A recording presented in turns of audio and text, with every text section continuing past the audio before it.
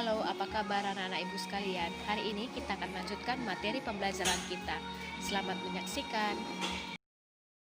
C. Melaksanakan prinsip-prinsip kedaulatan sesuai dengan Undang-Undang Dasar Negara Republik Indonesia tahun 1945. 1. Perkembangan demokrasi di negara Republik Indonesia. Perkembangan demokrasi di Indonesia terjadi pasang surut dari masa kemerdekaan sampai sekarang ini. Dalam perkembangannya, demokrasi di Indonesia terbagi dalam beberapa fase pelaksanaan demokrasi, yaitu sebagai berikut. A. Demokrasi parlementer tahun 1945 sampai tahun 1959. Pada periode ini, terutama pada kurun waktu tahun 1945 sampai tahun 1949, menurut UUD Negara Republik Indonesia tahun 1945.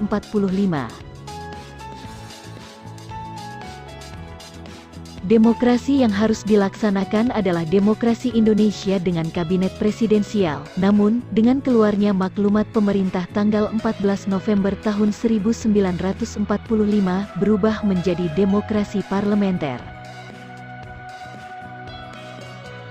Begitu pula pada kurun pemberlakuan UUD RIS 1949, Indonesia dibagi dalam beberapa negara bagian. Sistem pemerintahan yang dianut ialah demokrasi parlementer. Sistem demokrasi liberal, pemerintahan dijalankan oleh Perdana Menteri, sedangkan Presiden hanya sebagai lambang. Karena pada umumnya rakyat menolak RIS pada tanggal 17 Agustus tahun 1950, Presiden Soekarno menyatakan kembali kepada bentuk negara kesatuan dengan UUD 1950. Pada masa pemberlakuan UUD sementara 1950, demokrasi parlementer masih tetap dipertahankan. Namun, pada kenyataannya demokrasi ini tidak cocok dengan jiwa bangsa Indonesia. Hal tersebut menimbulkan silih bergantinya kabinet, pembangunan tidak lancar, serta partai-partai mementingkan kepentingan partai dan golongannya. Hal ini sangat membahayakan kehidupan berbangsa dan bernegara. Oleh karena itu, Presiden menganggap bahwa keadaan ketatanegaraan Indonesia dalam keadaan bahaya yang dapat mengancam persatuan dan kesatuan bangsa. Untuk itu, pada tanggal 5 Juli tahun 1959, Presiden mengeluarkan Dekrit Presiden tanggal 5 Juli tahun 1959 yang isinya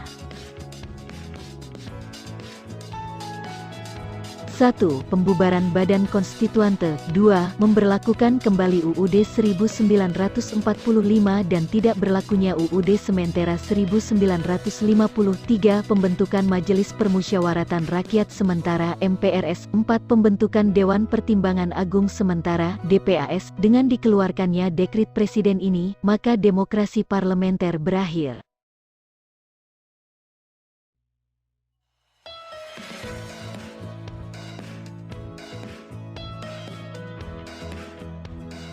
B. Demokrasi terpimpin tahun 1959 sampai tahun 1966. Periode ini sering juga disebut dengan Orde Lama. UUD yang digunakan adalah UUD Negara Republik Indonesia tahun 1945 dengan sistem demokrasi terpimpin. Menurut UUD Negara Republik Indonesia tahun 1945, Presiden tidak bertanggung jawab kepada DPR. Presiden dan DPR berada di bawah MPR. Pengertian demokrasi terpimpin pada sila keempat Pancasila, yaitu dipimpin oleh hikmah kebijaksanaan dalam permusyawaratan, perwakilan. Akan tetapi Presiden menafsirkan terpimpin, yaitu pimpinan terletak di tangan pemimpin besar revolusi. Dengan demikian, pemusatan kekuasaan di tangan Presiden. Terjadinya pemusatan kekuasaan di tangan Presiden, menimbulkan penyimpangan dan penyelewengan terhadap Pancasila dan UUD Negara Republik Indonesia tahun 1945 yang puncaknya terjadi perebutan kekuasaan oleh PKI pada tanggal 30 September tahun 1965, G30 SPKI, yang merupakan bencana nasional bagi bangsa Indonesia. Beberapa penyimpangan itu diantaranya sebagai berikut. A. Presiden mengangkat anggota MPRS berdasarkan penetapan Presiden nomor 2 tahun 1959.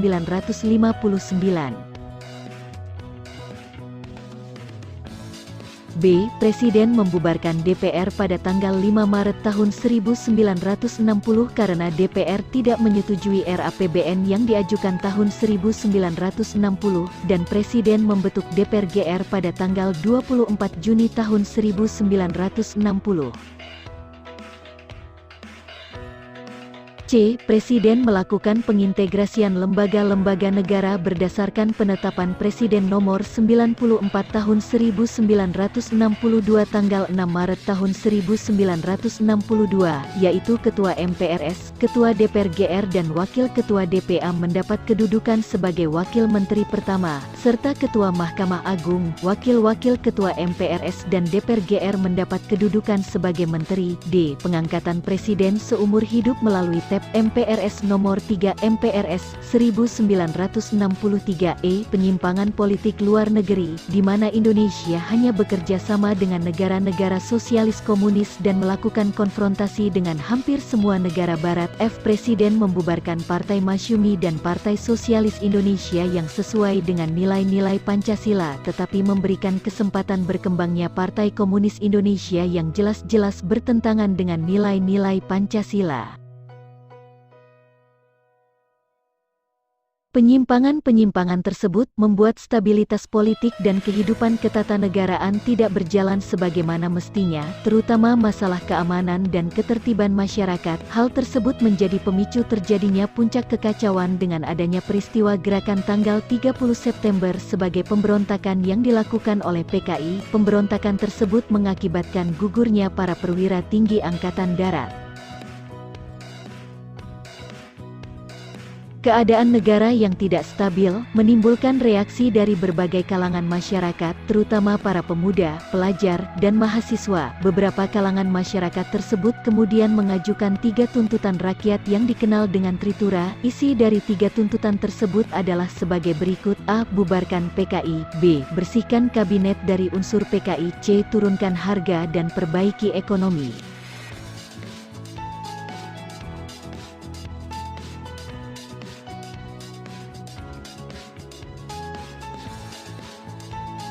Tuntutan rakyat ini mendapat tanggapan dari pemerintah untuk mengambil langkah-langkah konkret, terutama dalam menciptakan keamanan dalam negeri yang ditandai dengan dikeluarkannya Surat Perintah 11 Maret atau dikenal dengan Super Semar dari Presiden Soekarno kepada Jenderal Soeharto. Tidak lama kemudian, masa kepemimpinan negara beralih dari Presiden Soekarno kepada Presiden Soeharto, yang dikenal dengan masa Orde Baru. Pemerintahan Orde Baru bertekad untuk melaksanakan Pancasila dan UUD Negara Republik Indonesia tahun 1945 secara murni dan konsekuen.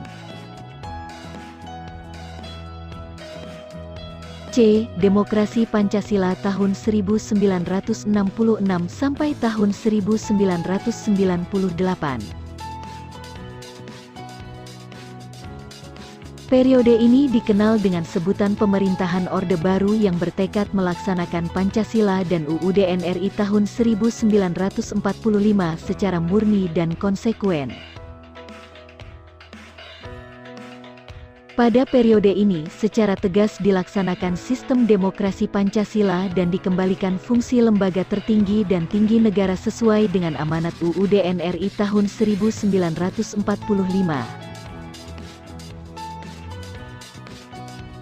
Demokrasi Pancasila berpangkal dari kekeluargaan dan gotong royong, sehingga dapat dirumuskan bahwa demokrasi Pancasila berarti kedaulatan rakyat yang berdasarkan kerakyatan yang dipimpin oleh hikmah kebijaksanaan dalam permusyawaratan, perwakilan, dengan didasari nilai-nilai ketuhanan, dengan menjunjung nilai-nilai kemanusiaan yang adil dan beradab, demi persatuan dan kesatuan bangsa untuk menciptakan keadilan sosial bagi seluruh rakyat Indonesia.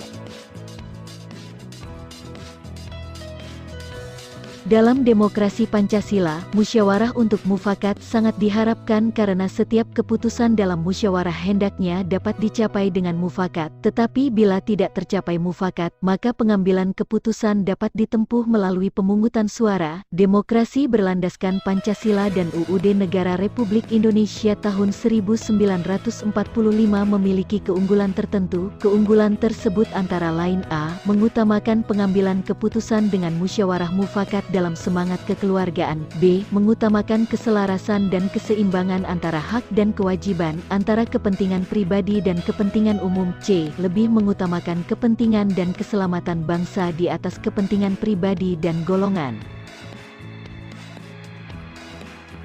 Dalam pelaksanaannya sebagai akibat dari kekuasaan dan masa jabatan presiden yang tidak dibatasi periodenya, maka kekuasaan menumpuk pada presiden, sehingga terjadilah penyalahgunaan kekuasaan. Hal tersebut ditandai dengan tumbuh suburnya budaya korupsi, kolusi, dan nepotisme. KKN, kebebasan bicara dibatasi, praktik demokrasi menjadi semu, lembaga negara berfungsi sebagai alat kekuasaan pemerintah, lahirlah gerakan reformasi yang dipelopori mahasiswa yang menuntut reformasi dalam berbagai bidang. Puncaknya adalah dengan pernyataan pengunduran diri Soeharto sebagai presiden, kemudian digantikan oleh B.J. Habibie yang pada saat itu menjabat sebagai wakil presiden. B. Demokrasi Pancasila masa reformasi 1998. Sekarang demokrasi yang dikembangkan pada masa reformasi pada dasarnya adalah demokrasi berdasarkan pada Pancasila dan UUD Negara Republik Indonesia tahun 1945 dengan penyempurnaan pelaksanaannya dan perbaikan peraturan-peraturan yang tidak demokratis. Selain itu, dengan meningkatkan peran lembaga-lembaga negara dengan menegaskan fungsi, wewenang, dan tanggung jawab yang mengacu pada prinsip pemisahan kekuasaan dan tata hubungan yang jelas antara lembaga-lembaga eksekutif, legislatif, dan yudikatif. Demokrasi Pancasila saat ini telah dimulai dengan terbentuknya DPR MPR hasil pemilu 1999 yang memilih presiden dan wakil presiden, serta terbentuknya lembaga-lembaga tinggi yang lain. Bergulirnya reformasi yang diiringi dengan perubahan dalam segala bidang kehidupan, menandakan tahap awal bagi transisi demokrasi di Indonesia. Sukses atau gagalnya suatu transisi demokrasi, sangat bergantung kepada beberapa hal berikut. A. Komposisi elit politik. Dalam demokrasi modern dengan bentuknya demokrasi perwakilan rakyat, mendelegasikan kedaulatan dan kekuasaannya kepada para elit politik. B. Desain institusi politik. Para elit politik mendesain institusi pemerintahan dan memiliki pengaruh besar dalam menentukan apakah demokrasi baru menjadi stabil, efektif, dan terkonsolidasi. C. Kultur politik atau perubahan sikap terhadap politik di kalangan elit dan non-elit. D. Peran civil society, masyarakat madani untuk menciptakan kultur toleransi yang mengajarkan keterampilan dan nilai-nilai demokrasi, sikap kompromi, serta menghargai pandangan yang berbeda.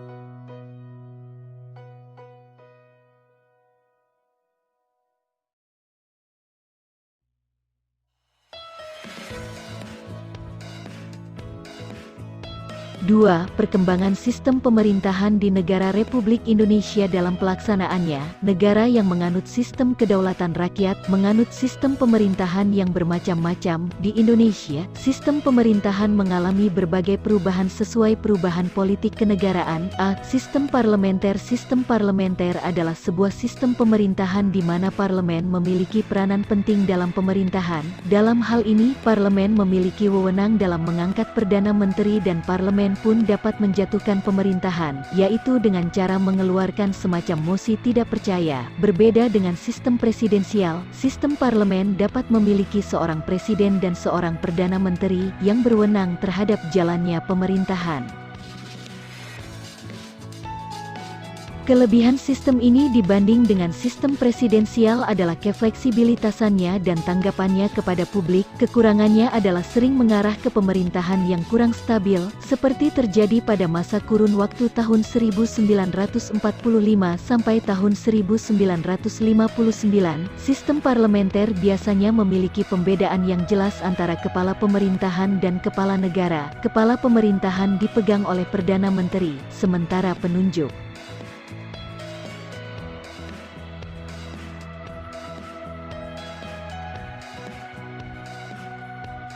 Ciri-ciri dari sistem parlementer adalah sebagai berikut: A. Adanya pemisahan yang jelas antara kepala pemerintahan dengan kepala negara. B. Kepala pemerintahan adalah Perdana Menteri dan kepala negara adalah Presiden, Raja, Sultan, Kaisar. C. Kepala pemerintahan dipilih oleh Parlemen, Dewan Perwakilan Rakyat. B. Sistem semi-parlementer. Sebagai hukum dasar dalam penyelenggaraan pemerintahan RIS, maka pada tanggal 27 Desember tahun 1949 disahkan UUD RIS. Hal tersebut berdampak pada bentuk negara, yaitu berbentuk federasi, dengan sistem pemerintahan semi-parlementer, sebab A. Menteri diangkat oleh Presiden. B. Perdana Menteri diintervensi Presiden. C. Kabinet dibentuk oleh Presiden. D. Menteri-menteri secara perorangan dan keseluruhan bertanggung jawab kepada Parlemen. E. Presiden berkedudukan sebagai kepala negara dan kepala pemerintahan. C. Sistem presidensial. Sistem presidensial atau disebut juga dengan sistem kongresional merupakan sistem pemerintahan negara republik. Pada sistem pemerintahan ini, kekuasaan eksekutif dipilih melalui pemilu dan terpisah dengan kekuasaan legislatif. Menurut Rothhague, pemerintahan presidensial terdiri atas 3 unsur, yaitu sebagai berikut: A. Presiden yang dipilih rakyat memimpin pemerintahan dan mengangkat pejabat-pejabat pemerintahan. B. Presiden dengan Dewan Perwakilan memiliki masa jabatan yang tetap, tidak bisa saling menjatuhkan. C. Tidak ada status yang tumpang tindih antara badan eksekutif dan badan legislatif. Dalam sistem presidensial, presiden memiliki posisi yang relatif kuat dan tidak dapat dijatuhkan karena rendah subjektif, seperti rendahnya dukungan politik. Namun, masih ada mekanisme untuk mengontrol presiden. Jika presiden melakukan pelanggaran konstitusi, pengkhianatan terhadap negara, dan terlibat masalah kriminal, maka posisi presiden bisa dijatuhkan. Bila presiden diberhentikan karena pelanggaran-pelanggaran tertentu, maka wakil presiden akan menggantikan posisinya. Ciri-ciri pemerintahan presidensial, diantaranya sebagai berikut: A. Presiden berkedudukan sebagai kepala pemerintahan sekaligus kepala negara. B. Kekuasaan eksekutif presiden diangkat berdasarkan demokrasi rakyat dan dipilih langsung oleh mereka atau melalui Badan Perwakilan Rakyat. C. Presiden memiliki hak prerogatif, hak istimewa untuk mengangkat dan memberhentikan menteri-menteri yang memimpin departemen dan non-departemen. D. Menteri-menteri hanya bertanggung jawab kepada presiden. E. Presiden tidak bertanggung jawab kepada kekuasaan legislatif. UUD Negara Republik Indonesia tahun 1945 mengamanatkan bahwa sistem pemerintahan yang harus dilaksanakan dalam negara Indonesia adalah sistem pemerintahan presidensial. Hal ini jelas tersurat dalam pasal 4 ayat 1 UUD Negara Republik Indonesia tahun 1945 berbunyi: Presiden Republik Indonesia memegang kekuasaan pemerintahan menurut Undang-Undang Dasar. Lebih lanjut lagi dijelaskan dalam pasal 17 ayat 1, 2, 3, sampai 4 UUD Negara Republik Indonesia tahun 1945 yang berbunyi: A. Presiden dibantu oleh menteri-menteri negara. B. Menteri-menteri itu diangkat dan diberhentikan oleh Presiden. C. Setiap menteri membidangi urusan tertentu dalam pemerintahan. D. Pembentukan, pengubahan, dan pembubaran kementerian negara diatur dalam undang-undang. Dari pasal-pasal tersebut, sangat jelas bahwa Indonesia menganut sistem pemerintahan presidensial dengan prinsip-prinsip pemerintahannya sebagai berikut: A. Indonesia adalah negara yang berdasarkan pada hukum. B. Pemerintah berdasar atas sistem konstitusi. C. Kedaulatan ada di tangan rakyat dan dilaksanakan menurut Undang-Undang Dasar. D. Presiden adalah penyelenggara pemerintahan tertinggi. E. Presiden tidak bertanggung jawab kepada Dewan Perwakilan Rakyat. F. Menteri negara adalah pembantu presiden dan bertanggung jawab kepada presiden. G. Kekuasaan tidak tak terbatas.